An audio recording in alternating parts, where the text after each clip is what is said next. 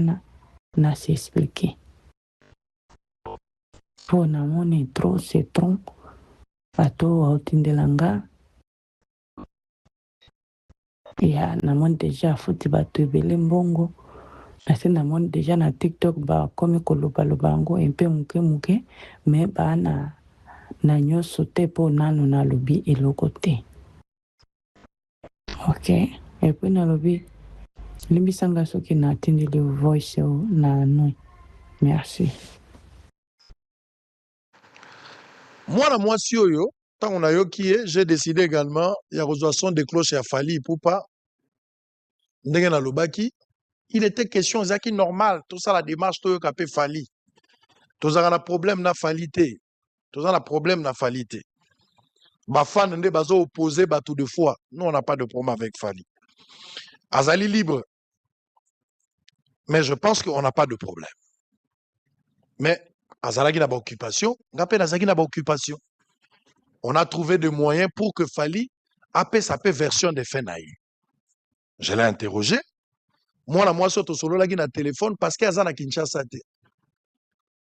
Donc, Fally, tout échanger, na tout ni ba question, à répondre à ma question, je suis suffisamment éclairé. Et d'autres personnes, oyo, bazalaki na kati. Fally Ipupa na moi si au kangas qu'on a litoyi, ba yebani wapi. Un monsieur que je connais, j'ai même son numéro, mais à ce pelité na tanga kombo na ye. Mais soyez na moni mobulu ekoti na vous allez obliger na tanga kombo na ye. Le monsieur habite l'Ouganda. C'est quelqu'un qui parle bien avec Fally.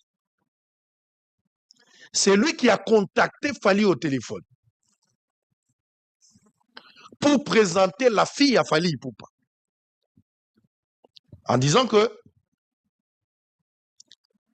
tous la fan parmi ba fan nabiso, ba fan na yo penza bato balela yo.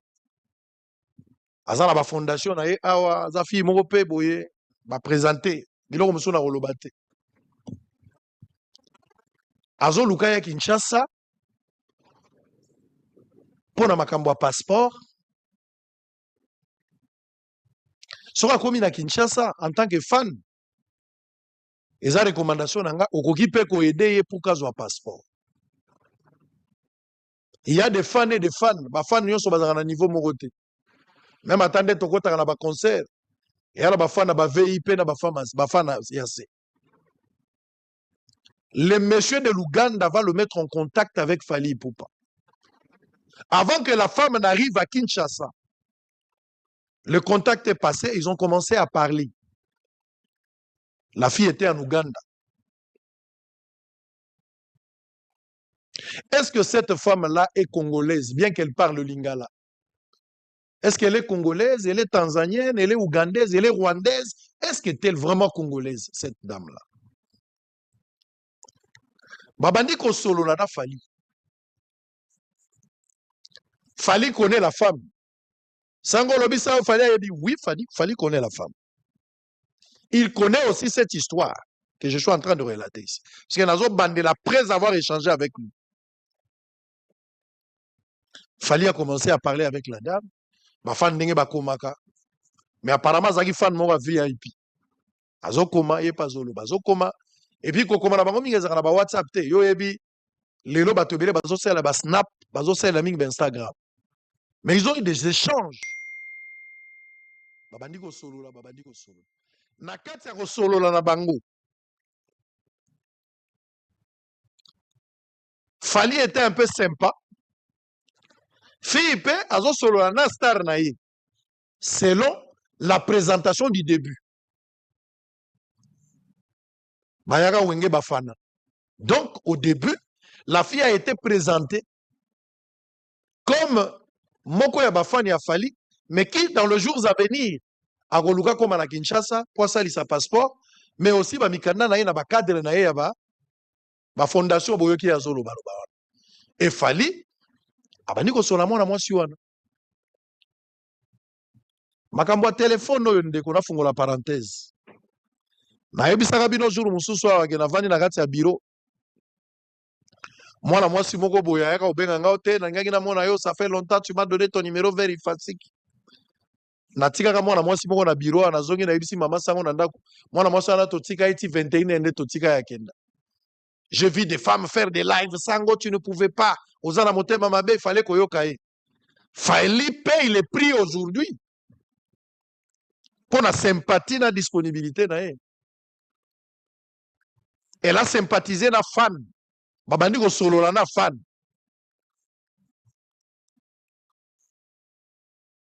Fan ya VIP pour ba fan ba keseni. Les choses ont évolué telle enseigne que mwana mwasi wana abandi ko panzana à en croire Fali abandi ko panzana ba avance komi ko sala ba yaka wenge me bakoma ba fan bandi ko koma ils ont commencé vraiment à évoluer dans ba téléphone bazo solo là. C'était vraiment une relation entre fan et artiste, mais qui à un certain moment, la femme pour naye, bah comme moi si na mobile, que Fali ne reconnaît pas. Fali n'a jamais été dans une relation amoureuse dans mon amour. Et j'avais posé aussi dans des conversations à cette femme-là, à prouver que yena Fali baza moi si na mobile. La femme-là était incapable de me prouver. J'ai insisté, mais je n'ai pas eu de réponse. À part ma déclaration, Tokomaki Lokola, moi, Sina Mobali. Mais cette femme-là était incapable de me prouver qu'il y a fallu pour pas Bazaraki, moi, Sina Mobali. Nasima Solo la bango. Ba évoluer na Solo la. Wane zaka makambo ba photo. Azala ba photo et ba photo ba travaillaka. Au moins, mutu pas azala moi, faux courbe dangereuse, nenge na lubaka. Azala bassin moko biei koidal de chaîne analyse. Wane za na téléphone. Rota la mutu na Instagram. La moutouna snap, elle a donné du goût à téléphone. Mais ce qui est vrai, il y a eu des échanges approfondis entre les parties. Bisonyo so mibali, tokoma kana niveau moko, surtout bana basi biso toza ba marié, bana baso ba komela biso ba kuku. Bachaka c'est ba kuku. Comment tu vas? Tu vas bien? Tu te rappelles plus de moi? Yo lobina je connais pas à la tindeli ba photo. Ouf, moi si photo. Ba photo on appelle la carte ya tindi mususu ozomo na blague ah ma bezali. So lobi je me rappelle plus. Parce que peut-être tu as oublié. Il y a de cela 4 mois. Na kedaka kolwezi na zaka la France. Ozoye bangali susote. Yebaka numéro ne si bateki. Et puis sur lobby, envoie-moi d'autres vidéos pour avoir une idée. Oui, apprécier, tu es belle, envoie d'autres vidéos. Ou on a un film à moins de 18 ans qu'on tate. Pas la normal. Donc, Fali Poupa s'est retrouvé dans une histoire qui a commencé entre fan et un artiste. Mais au fil du temps, Fali était sympa. Fan azo solo la na star na ye abandi pe ko fungwama. Azo mona sous star te ako mona ye papu. Ako mona ye bebe. Abandi ko évoluer. Ils ont échangé dans beaucoup de choses. Et finalement, la fille elle-même va décider d'arriver à Kinshasa, visiblement pour faire son passeport. Et puis, a aidé Makamaba Fondation Naye, et Mikanda ba statut. Ne raison zoïla na Kinshasa. Par contre, en soi, moi si Azoé la pour Makamaba passeport, moi si pour Naye, c'est une occasion de voir Fali Poupa. Oh, ils ont considéré le la bébé, le la papou. À qui Fali n'a pas dit un mot. Fali n'a pas pipé un mot que toza moi si na mobile. Mais pour moi si, Azan la double mission. Ma missionnaire bazarabom. Ayeli ne pour na makamususu mais aujourd'hui à Kinshasa, 80% des femmes sont lingi bango, ma missionnaire. Et Zagaka, je suis femme d'affaires, je suis entrepreneur. Au Salahanin, non, je vends des articles en ligne, des hommes, des articles hommes, femmes, chemises, tout ça. Dans la fondation. Au quotidien, comme on a boutique à Bilambate. Par contre, vous savez que l'objet dans le Dubaï, quand on a aéroport. Il faut $2000 pour na des douaniers. Mais au quotidien, comme on a biloko wanati. Ça dit, moi, si on se présenter par nous, as-tu déjà level? atie target pour que ceux qui ont meki ko bula na ye oyeba déjà kaza muto asete aza muto likolo. Je n'ai pas dit ce que cette femme l'avait dit, mais biso nyoso mibali la majorité, je parle au nom de tous les hommes, toza awa ba victime de ce que nous sommes en train de voir dans la société. Bana baso ba ela biso gentiment coucou. Je suis femme d'affaires. Nazara na fondation, nazara na ONG. Nateka biloko eutaka poto. Soko landi boutique ezalaka te. Bazoteka nini? Des fois aveni Nyangara, professeur Nyaburungu azana kati, bayokani na burumesa Nyangara, bageko papa. Des fois c'est grave. Mais aux hommes on a lobby que nazana boutique en ligne. Je fais mes articles, boutique ezalaka te. Na banda ko teka me biloko bikolo biloko ekangami. Do azoluka mutu bo ko relancer et pour reprendre. Aza la fondation et puis otika la komona la fondation. La fille est arrivée à Kinshasa. Quand la fille arrive à Kinshasa, la fille a été logée dans l'hôtel Léon. La fille dit que Fally Ipupa Mutu a logé qui. Fally Ipupa dit que lui n'a pas logé cette femme. Moi, je suis à Kinshasa, na ndenge na ye moko. Mais qui dit mieux entre les deux? Est-ce que ça Fally Ipupa? Est-ce que ça moi yo? Sango siko yo sali nini? Sango. Osoki kaka wana siko wana tokoyeba vérité te sango. Moi je suis à Kinshasa ndenge nini. Cette femme-là s'est présentée à Kinshasa avec une carte électeur. Je suis en train de douter que cette femme soit congolaise. En tout cas, 90%, je commence à être convaincu que cette femme peut être du Rwanda ou de l'Ouganda. Regardez la carte électeur. D'abord, biso ba para biso ba kombo ya boizalaka te. To na kombo ya mobimba. Tiens la carte électeur. Allez-y, on va aller directement. Tokomi na couloir. Photo ya mwana mwasi wana yango wana. Carte électeur oya se présentaki nango yango. Pour que ba pesa ye passeport. Mwana mwasi a confondaki Fally Ipupa azali chevalier maza chancelier. Et cette femme a une histoire qui va le passeport. Le dossier de cette femme a été envoyé dans le service et puis un matin et basale la ka ba proche Fally ba ko aider pour son passeport. Parce qu'il y a un moutoyer bani na Fally. Mais malheureusement Nathan wana réponse moko ezalaki te parce que ba origine na ye posaki problème. On a eu des doutes sur son origine. Habité moi sur azana ba nzela moko tozo ndima te kaza congolaise. À cause de la rwandaise, à cause de la ougandaise, mais nationalité na biso azana ngote. On n'est pas suffisamment éclairé pour obtenir un passeport. À l'heure actuelle, je ne sais pas si elle a déjà obtenu un passeport. Mais Nathan wana baboya ko pesa un passeport. Azola ndanga toza en direct. Soka zoki passeport abimsaka na zo déjà passeport congolais. Mais Nathan wana azaki na passeport congolais. Peut-être azo après.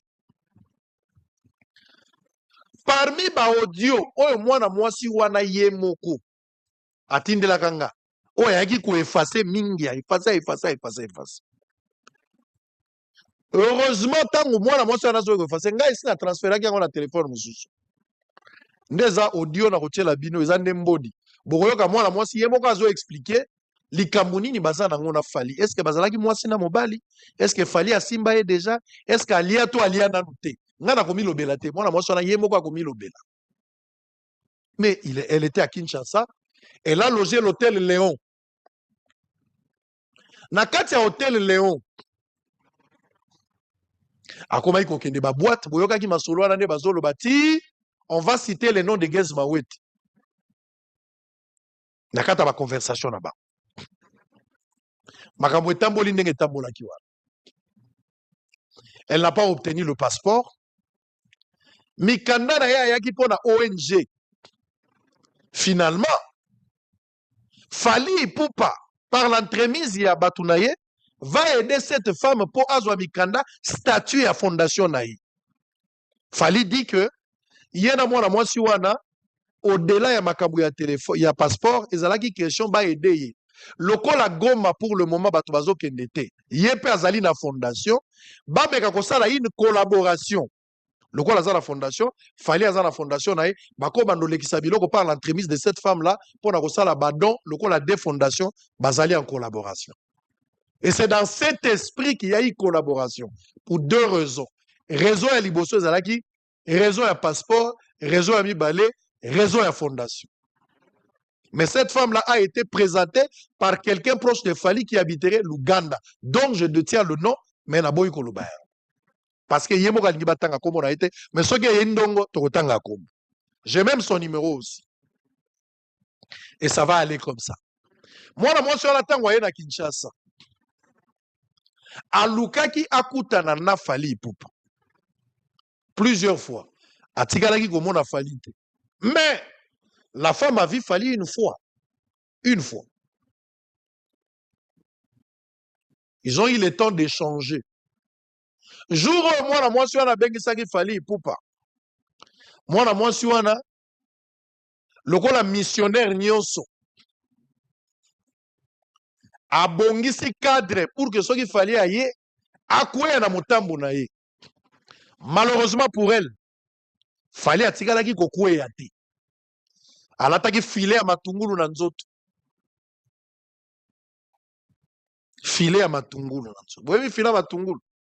Et au dentelle. Filet à matungulu. Mais mutambu wana fallait akoué yaki na ngote. Sango ndenge ni yo yebi akoué yaki te. Ngaite moi si wana yebo mtazolo. Sango zolo ba solo. Oui okoyoka yango zala kimia.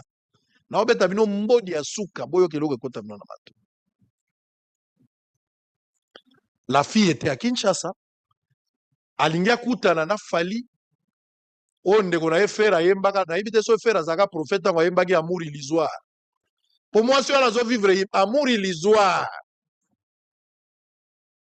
Boko yoka bino moko ndenga zolo bana Fali. Fali nano simba ngai te vina ngai. Nano simba ngai te.